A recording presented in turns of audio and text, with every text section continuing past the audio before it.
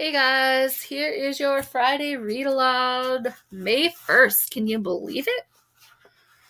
So, chapter 43 is called Is This Real Life?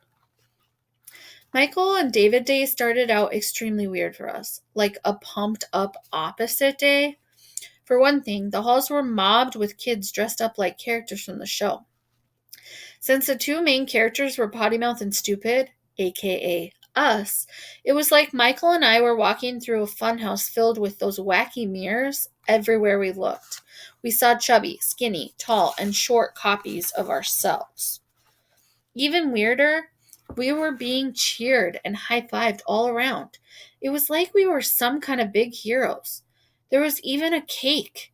Two, actually, shaped and frosted to look like Pottymouth and Stoopid. You guys are awesome-tastic est, cried Catherine Kelly, high-fiving us as we passed. You don't go to this school, I reminded her. I do now, she said. My parents moved to this school district just so I could be closer to you two. Weird was becoming crazy. Michael and I were the same kids we'd always been. We hadn't changed at all. Okay, I was wearing a super clean shirt, not just the one out of my hamper that passed the sniff test. The only thing different was everyone else's bizarre attitudes towards us. Then crazy became creepy. Teachers started acting nice to us too. When we reached the school's office, Principal Ferguson came out and fist bumped us. Good morning, David. Michael, we have a very special day lined up for you two. Really? I asked. Are you serving Michael's chili bacon cheese corn dogs for lunch? Maybe later. First, we're having an assembly. About what? Asked Michael. About you two. Grizzle snorts. It's true. It's all part of the Michael and David day. That's when Kaya Kaneki rounded a corner to scowl at us. She was holding her cheerleader pom-poms so tightly they were vibrating even though she wasn't shaking them.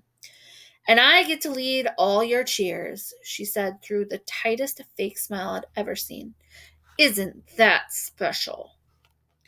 Yeah, said Michael, doing his own version of Mom's sly grin.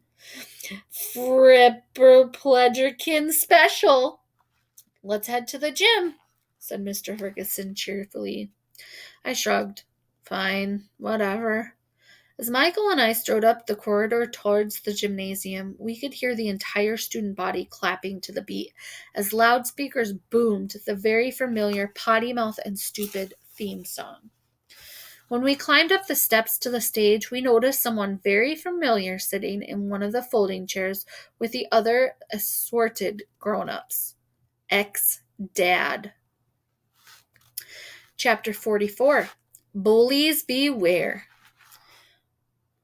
Porter Malikel, the big cheese from the cartoon factory, was sitting right next to my ex-dad.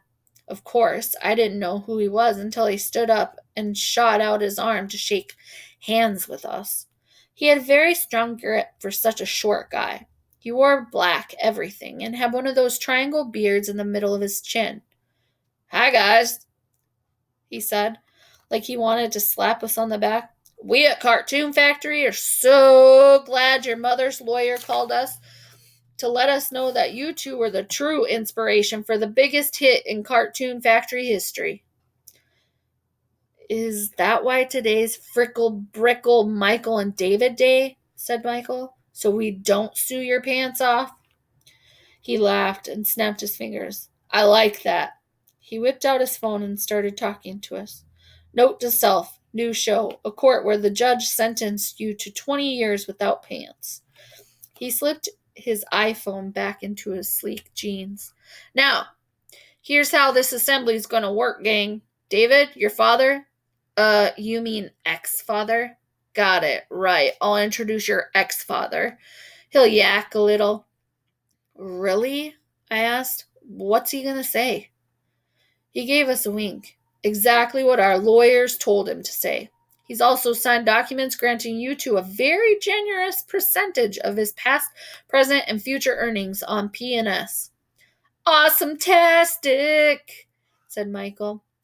When he's done gabbing, you two up, say a few words. Sludge puggle, said Michael.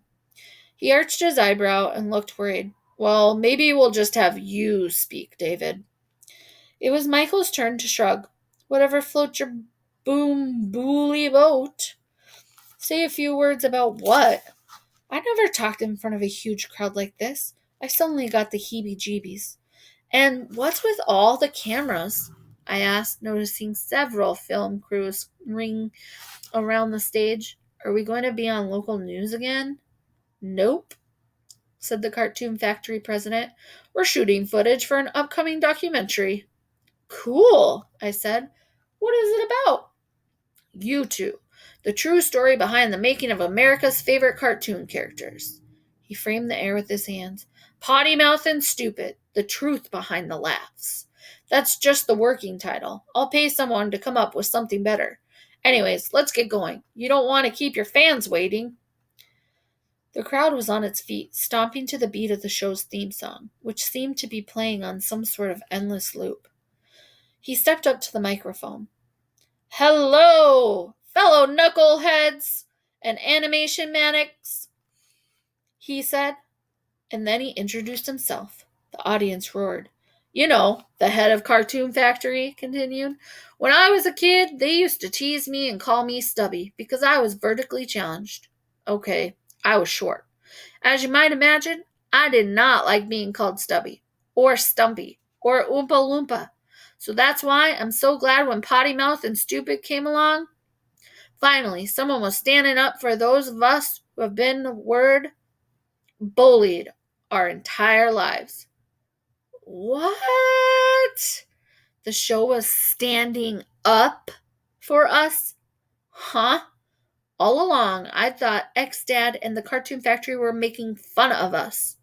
Here to tell you more is the creator of Pottymouth and Stoopid, the very, shall we say, observant Mr. Tony Scungily. X-Dad was mopping his forehead with a doily from someone's grandmother's house, or a very expensive handkerchief, the kind fancy people in pirate movies always swish around. Michael and I settled back in our chairs. Seeing X-Dad sweat in front of his boss and 500 middle schoolers, this was going to be priceless. And that's the end for today. Have a great weekend, guys.